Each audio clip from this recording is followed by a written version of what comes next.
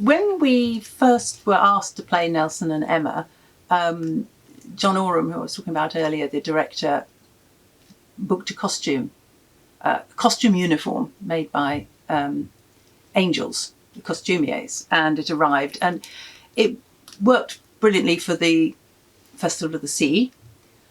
But Alex was a purist. I mean, if I tell you about him, he was fascinated by the Greeks, and he had a full Greek armour made with the plumed hat and everything, and just everything absolutely in the detail that it should have been.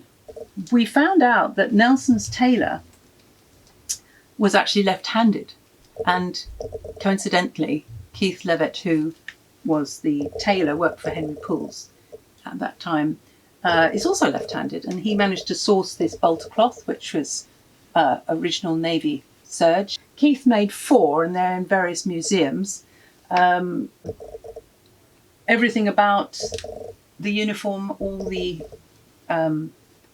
wonderful badges here that were all the awards that were given to Nelson during his illustrious career. Each one has a badge, an emblem that's sewn, but they each have an equivalent gong, if you like. The original was actually clockwork, and you could wind it up and that would spin. And this, yes, that was awarded to him after the Battle of the Nile by the Sultan of Turkey, who were threatened also by Napoleon Bonaparte invasion. So, yes, quite a glittery piece. Nelson was very proud of it, and he loved all the glitter. He really did. The way that Keith designed it, because obviously Alex wasn't going to lose an arm to play this part, but he did actually have a contact lens made that would mimic Nelson's blind eye, so that it was predominantly black, because he only had peripheral vision left in it.